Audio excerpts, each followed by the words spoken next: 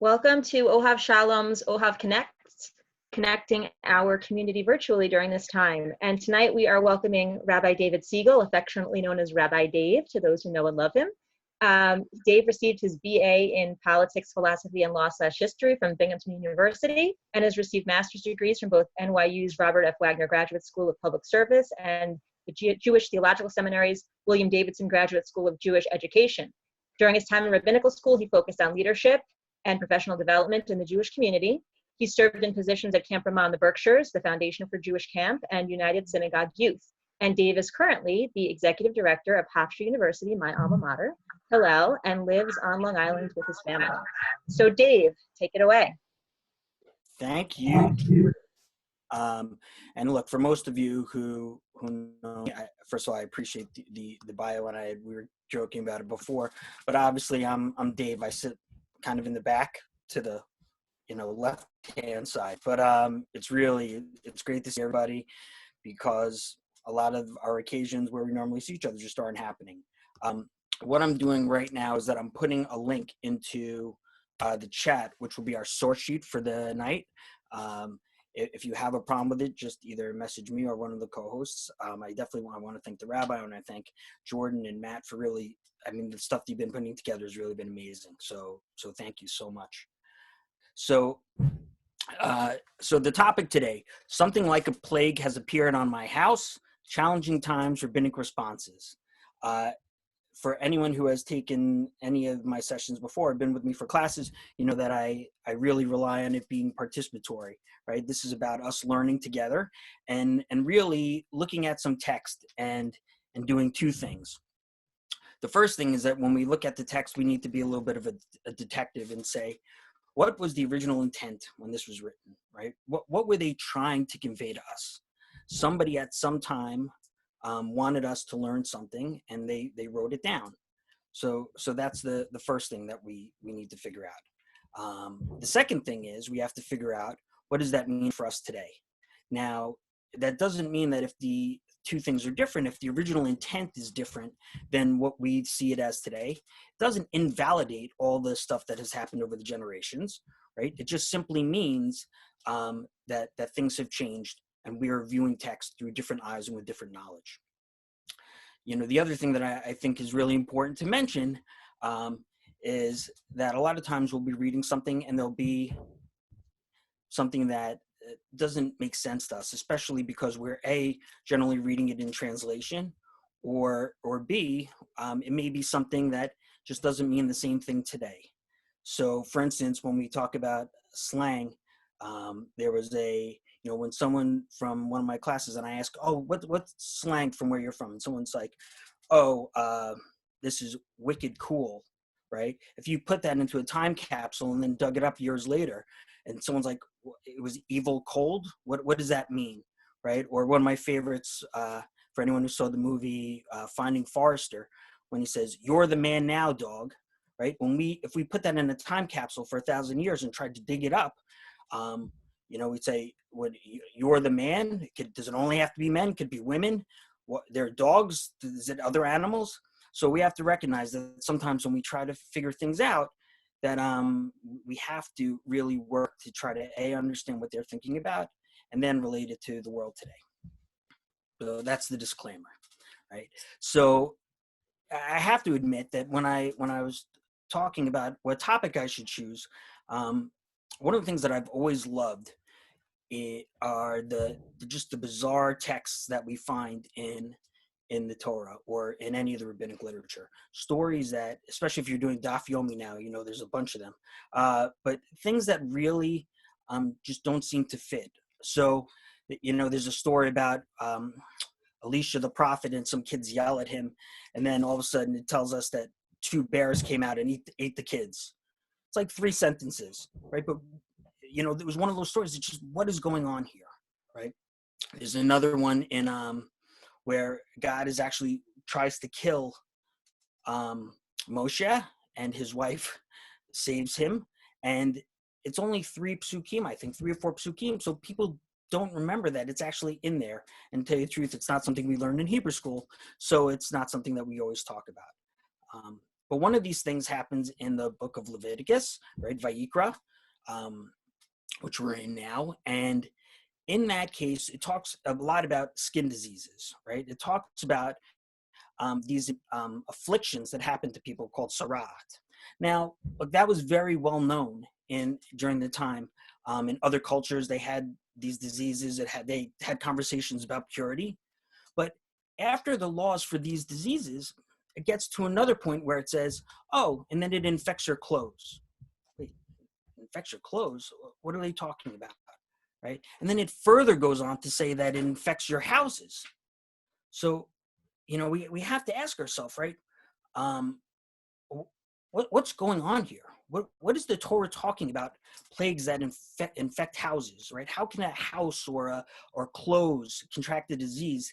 And more importantly, and we'll read the actual text. Why is God doing this? So that's the basis for the conversation. Look, there's no doubt that when we talk about purification and when we talk about challenges of isolationism, right, that it is very poignant to the time that we're living in now, and very much connected to what some of us are going through. But first, I want to jump into this idea of Vayikra.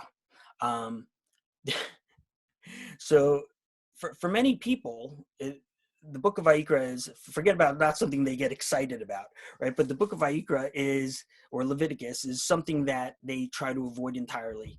I used to joke around that when we were in rabbinical school, there was something called Seminary Shabbat, where they would send us off, across the country, and we would go and speak at these different synagogues.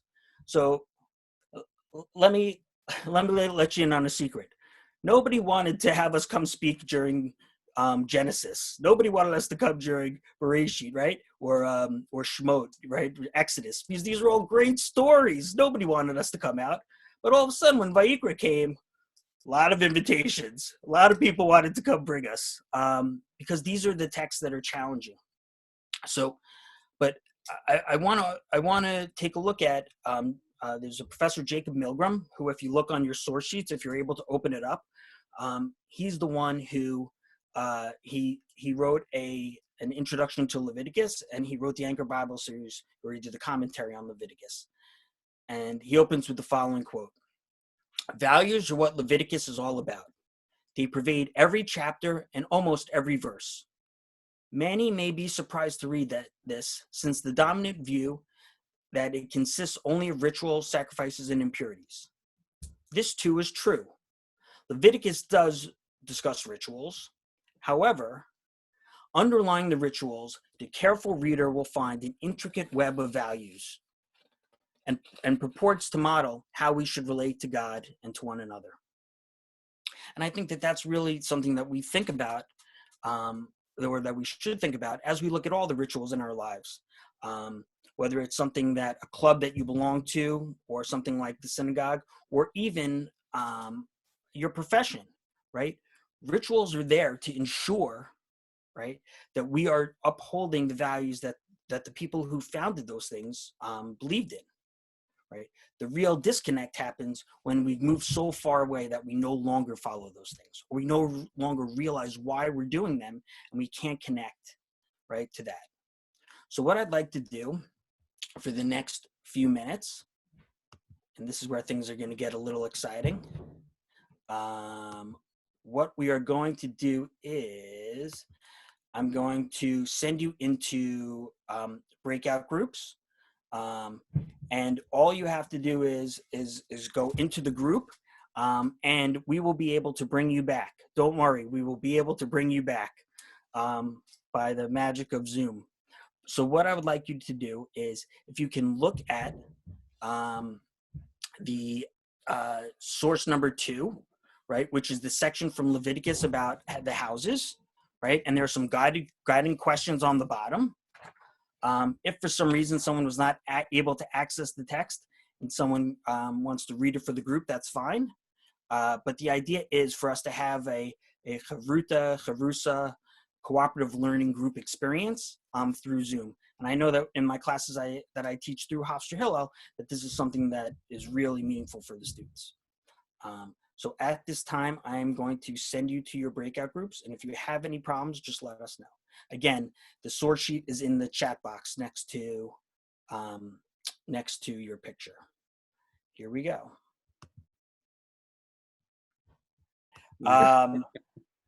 Okay, so what happened? What did you see? What did you hear? What did you think about?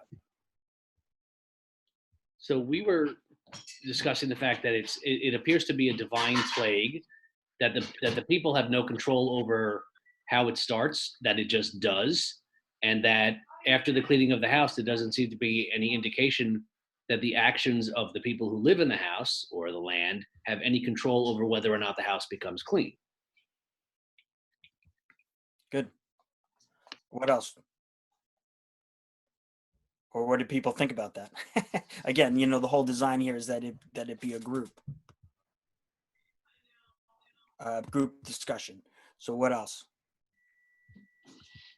We thought it was interesting that it said when this happens. It's not an if it happens, it's going to happen, right? It's sort of, the first sentence implies that this is not a contingent occurrence, that it's a warning that when you enter and I inflict this plague, like it makes it sound like it's going to occur. You're going to screw up, right? You're going to talk badly about other people. You're going to have lashon hara. It's going to happen. That's who we are. We can't help it. So, Right. So, but Barry, just based on what you just said, where in the shot of the text, right? Where inside the text do you think about lashon hara? Do you think about speaking badly about people? Oh, The Rambam said it. Yeah. that was, you had to scroll down your sources The commentary. to get to that. He looked outside the source material. Yes. Cheating. Well, he gave us a hint. So he says, Yeah. scroll down and look at some of the things Oh, below. we didn't have that. Oh, then. we didn't get that hint. You know, for the advanced You're class, playing favorites. I let you go on your own. Some people need a little bit more help, right? Wow. I'm going on mute now. Yeah. So, but when you think about, you know, the different things that you're discussing, right? Some of the things that you pointed out and that Kenny was pointing out, it's important to recognize that what the rabbis are also very challenged by this. You know, what could the reason be for this? So, you know, in that first Rashi on source 4, you know, when it's asking where, you know, where Rashi's bringing from the Midrash, that the reason why that this is happening is so that you can know that there's treasure buried in your wall. So that's source 4, right? So what do we see the Midrash trying to do? What do we see the rabbis trying to figure out?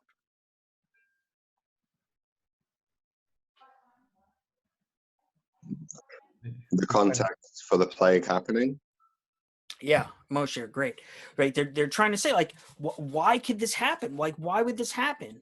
So, you know, but to Kenny's point, you know, if you are having this plague and the whole reason is for you to be able to see, right, this treasure, or to know that you have this treasure in the wall, then what doesn't make any sense?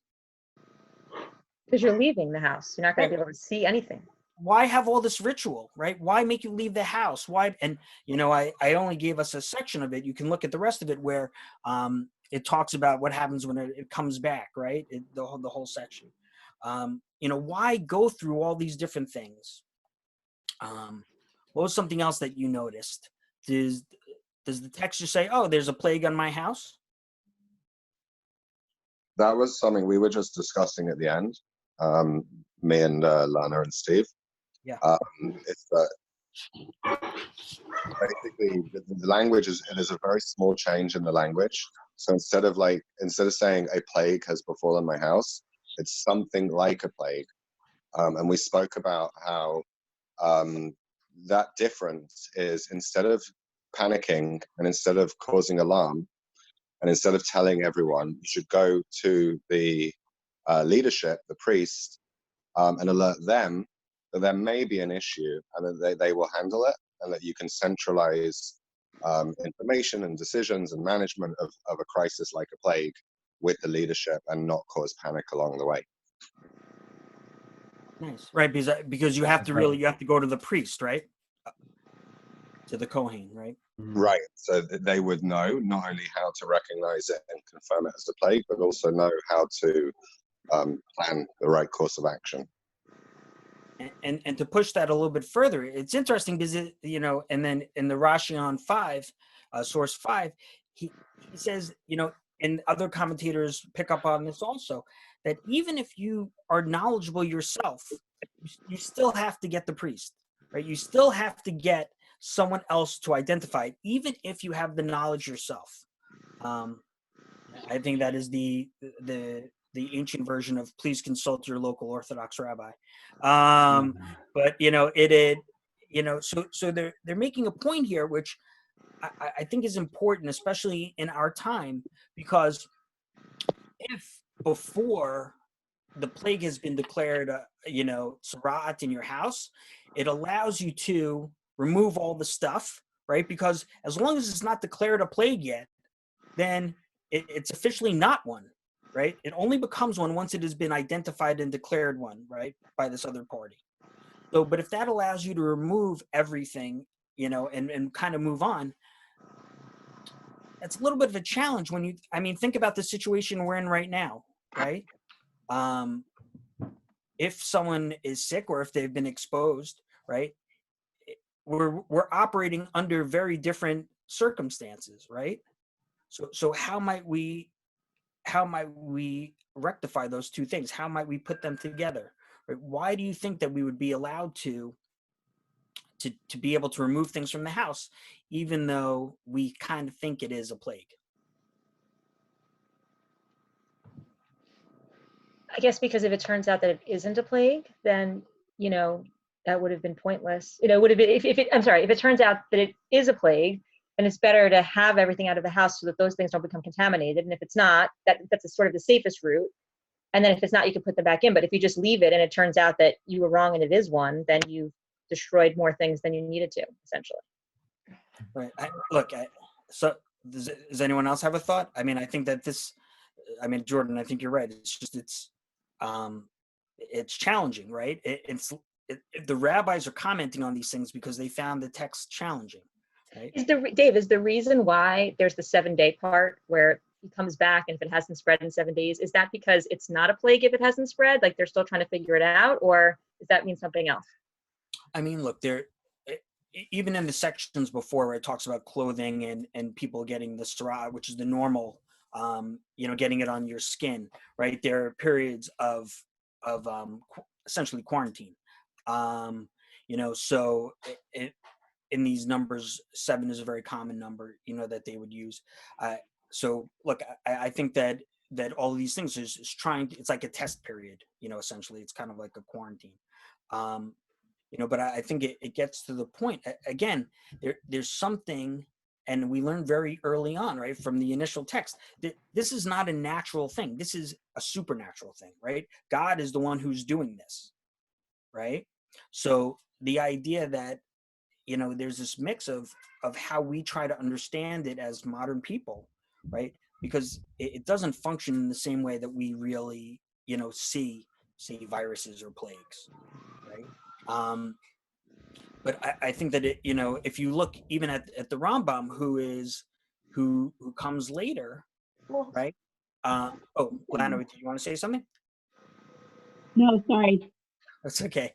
So I just want to make sure anyone who wants to talk gets in. But in the Rambam, in the seventh source, and Barry, I know that you are fascinated by the different colors, but actually there's something there. Was it Hapaxlegamenon, where it only appears once in the text. But the Rambam, and also trying to figure this out, right, is saying that, and I'll read directly from the translation, right? The change that affects clothes and houses, which the Torah described in the general term as sara'at, is not a natural occurrence, right? We said already, it's a supernatural one. Instead, it is a sign of wonder prevalent among the Jewish people to warn them, Barry, right, against lashon hara, right? About undesirable speech. And when a person speaks lashon hara, the walls of his house change colors. And if he repents, the house will be purified. Right? So if he repents, the house will be purified. If, however, he persists in his wickedness until the house is destroyed, the leather implements in his house upon which he sits and lies changes color.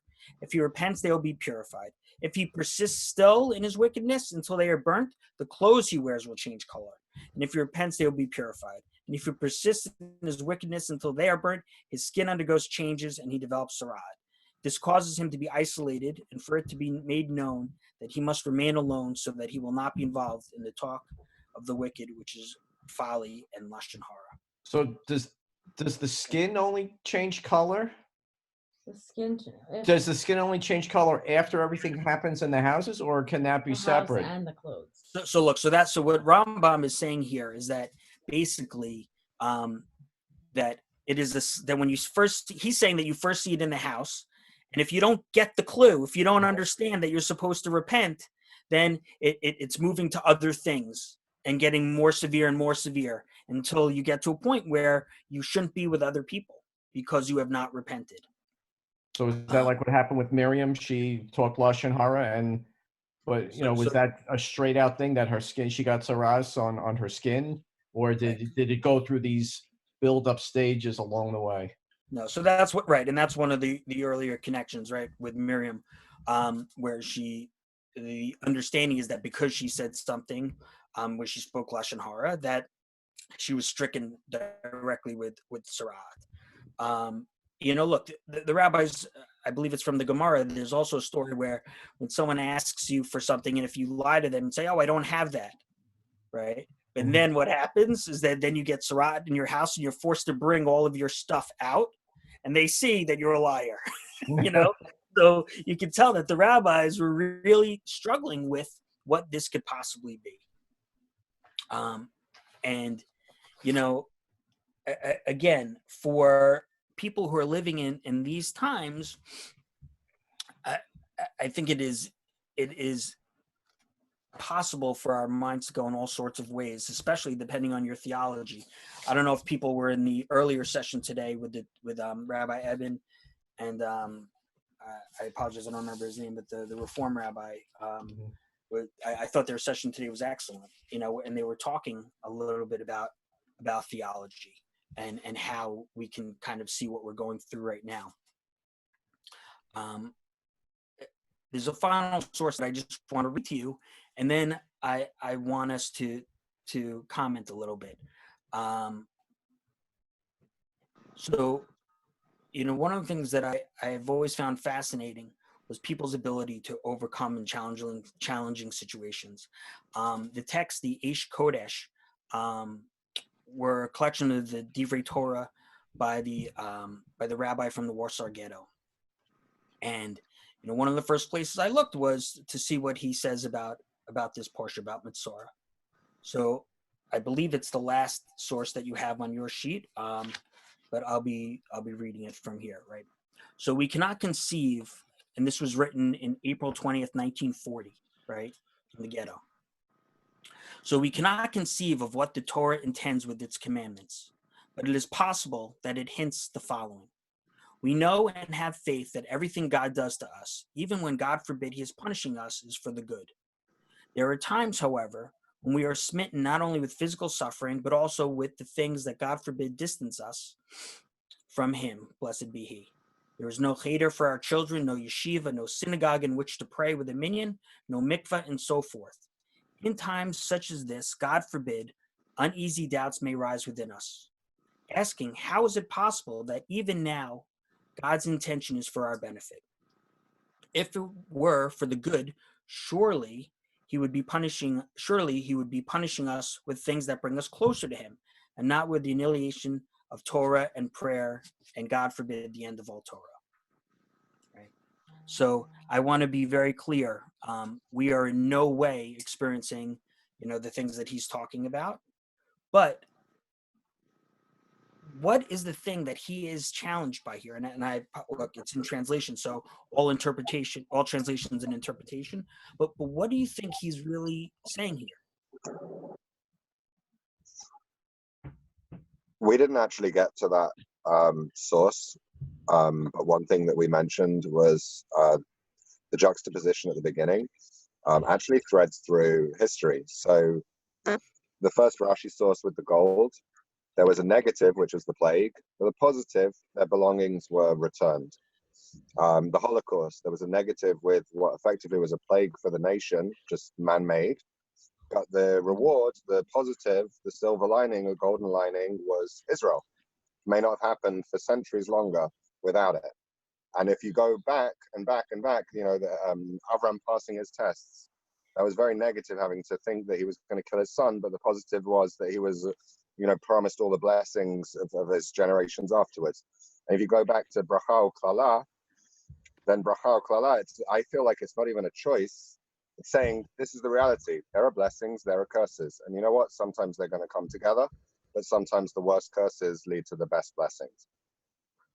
And look, and Moshe, look, it's funny because depending on who you talk to, and it's a whole nother session, you know, people will talk about whether or not there's, whether they see that there's a direct line between something like the Shoah in Israel or whether it was worth, that's a whole nother session on theology.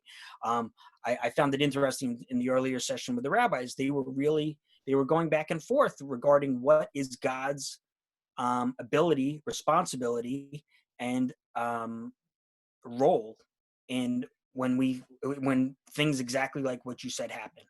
And look, Elie Wiesel, you know, was always very he was amazing at trying to put his finger on you know, how people were feeling, whether it was talking about, you know, the people hanging on from the gallows and where is God, or you know, just really amazing. But I'll say that at the end of this, yeah, Kenny. that's different because that's a direct punishment to a person that's caused by an outside actor, right? We're talking here about some, you know, divine plague for reasons effectively unknown, right? Versus, you know, if my hand turns white and my walls turn green, that's not the same thing as watching my neighbor being hanged from a gallows because he happens to be Jewish. It's a different experience. It resonates in a different way because it's much more personal. Right. It's much more direct. You know, and yeah, I mean, if you can take, you know, Gamzula Tova out of that, I mean, good for you. I mean, I couldn't, but that's right. And look, I think to both your points that look, obviously there's no equivalence here. You know what I mean? But it is, look, it's not by accident he's writing about this on this parsha. You know, this is what he's writing about. And, you know, for me as a rabbi, and I'm not a pulpit rabbi, as you know, but I certainly have a community, both that I lead and that I belong to. And I always wonder, you know, how much of this is him talking because his community needs to hear something, and how much of this is kind of what he's thinking inside. And maybe those are just the same. You know, I don't know. So, it's interesting because he ends this section, and again, please, you know, remember that all translation, this isn't my direct translation, but all translations interpretation. So if you can, you should look at the original. He says, a person is never able to tell whether what is happening to him is a curse or an event. All he can say is that it looks like a curse, right? In our text, it looks like a plague. The truth, however, as the Torah announces, that what God is doing with us is for the good of Israel. So, you know, this brings us to a place where our theology is challenged, right? What is the role of what we're doing, and what should we be doing now that we're here, right? Now, understanding that there's no equivalence to his situation, and some of you know that I listened to a session with Natan Sharanskys yesterday, in which he talked about his 5 things that he learned from isolationism that we should take as we sit in our homes. And I'm sitting and listening to this, and I'm like, yes, you know, we're going through a very tough time, but you know, he was in prison for 9 years, and to hear him talk was just amazing, right? But what we're saying right now, right, is even in this challenging time, what can we see, right, as the blessing? So as Kenny was saying before, right, how can we turn this on its head? So what are some suggestions? What are some things that have been good for people right now? And I recognize that there are many challenges, but what are some things that have been good that you saw a blessing in? There's actually been an increase in social connection in a way. I know that, obviously we're not able to go to shul and things like that, but I can say that not only from us doing these virtual sessions for shul, where we've been seeing people come in and just talk and get to see each other like more often during the week than we normally would, even outside of this, like in my work life, we've been connecting, virtually to check in with everyone, things that we wouldn't do typically. And even in my personal life, I've been checking in with people and other people have been checking in with me.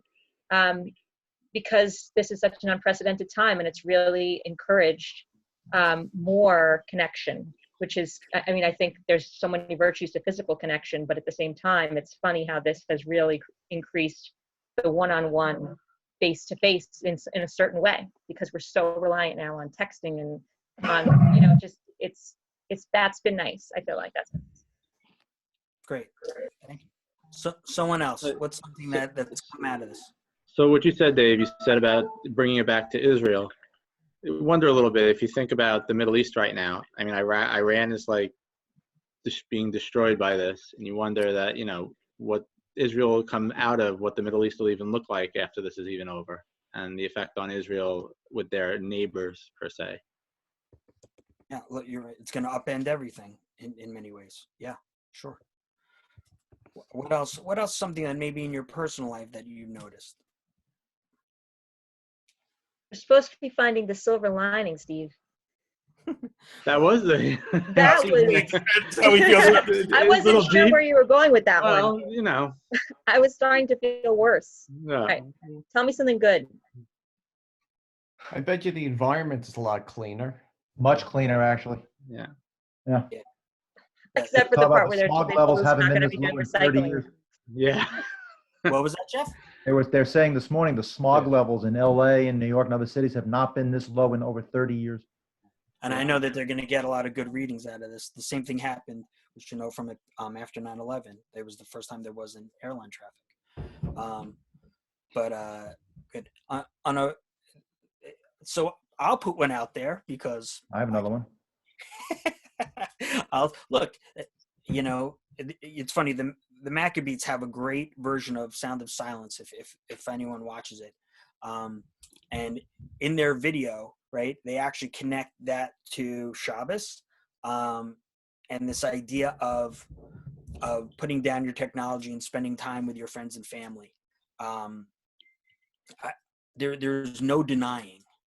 To what Jordan said about me connecting with people who I have not spoken to in a very long time, but also the things that I'm doing with my kids and spending time with them is not something that I've been able to do because of my schedule. And it is really, I think, important for, at least for me, and I don't want to put words in Nicole's mouth, but for us to recognize that. That is certainly something that I will remember coming out of this, as a positive. I think in a less personal way, but I think like in a societal way, I think it's really in an unfortunate way, but also I think in a beneficial way. I think that this sickness or this crisis is really a great equalizer. So like, it doesn't matter how rich you are or poor you are, like you are being all affected the same way. Like, so, we're all kind of in a sad way, it's like made us have more similarities and sort of, I think, humbled people who maybe, obviously if you're richer, you have more opportunities regardless, but I feel like in a lot of ways it's equalized us. And I think that's hopefully, an important lesson to remember, that we're, all can be affected by this, so we have to treat our time preciously. That's great. And look, I think that it also, to your point, puts a huge spotlight on certain professions that are essential in our world that we don't always recognize. And by the way, just, whether it be doctors, nurses, people that work for the local governments, whether it be sanitation and certainly teachers, this is really, when you talk about essential personnel, or people who are working in these factories or supermarkets that are allowing the world to continue, it's amazing. I think you're going to see corporate America have a discussion that's not going to end when the coronavirus is done, whenever that is, about the whole resetting of a home and work balance. If you now can see that there are ways to run certain businesses with people from home, I think there's going to be a demand, particularly among the younger people, to, what, we want to spend more time at home. Technology allows us to do that. I also don't think that even when this thing is, somebody says it's over, the people are going to be rushing back to be out there all the time. So I think that dialogue is probably important, and it's about to happen. It's going to be forced on corporate America to have it. And in some ways, that's a positive. Oh, it's great. Is there someone have a last one? And then I'm going to wrap up with two quick things. All right. So as I mentioned before, I was really privileged to listen to Natan Sharanskys speak. Really just an amazing guy. And with all the things that he's done, the fact that he came to many of our attention, especially if you were involved in the, helping to fight for the rights of refuseniks. He was in jail for 9 years in isolation. And these were his 5 tips. His 5 quick tips. So the first thing was to always remember that you're part of something and that you can make a difference, right? So whether it's social distancing or the little things that you can do from home, that it's important. The second thing he said is that you should base your goals on things that you can control. There are plenty of things in this world that we have no control over, but the little things, like I always wanted to learn this language or read this book or do this with my child, are things that we can control. And that is something that really is important. His third thing was that we need to maintain humor. There are, we should know from it, there are horrible things going on with people who are ill, and we're reading about more and more things every day. But the bottom line is that whether it's the memes that we see on social media or the little chats we have, that humor is what's going to really help get us through this. So we shouldn't deny how important that is. His fourth thing was to say, don't give up on your hobbies. He personally plays chess, but the things that were special to you, you should find ways to keep doing them during this time. And the last part was to remember that number 5 was that you're not alone, that we are part of a major group of people, whether it's the OHAV community or it's the larger Jewish community or it's the world, that thank God, because of technology, we are really able to interact in a way that was not possible before. And the idea that our rituals have stayed stagnant is just not true, right? Things have changed based on our circumstances and our generations. As we're entering Pesach, things will be different this year. And as Jeff was saying about, going back to work, there are some things that will go back to how they were. And there are some things that we're going to say, you know what, this is a good way of doing this ritually. And we won't know what that is until we get to the other side of this. The last thing and then I'm going to end, is really just, when we talk about theology, look, not that anyone asked, but me personally, I was struck by their candid conversation on how they view God today. And, for me, when I think about, with the writings of the Eish Kodesh, or I think about some of these people that, are experiencing either communal or personal loss, and, or I see some of these preachers who are on TV and talking about, well, this is why this is happening, right? This is in response to either following a different religion or sexual orientation. You name it, right? Eventually it's gotten to the Jews usually in these conversations. But the bottom line is that the God I believe in, is not one who is doing something in order for us to find the good. I can't, it's too challenging for me. That's not where I am, right?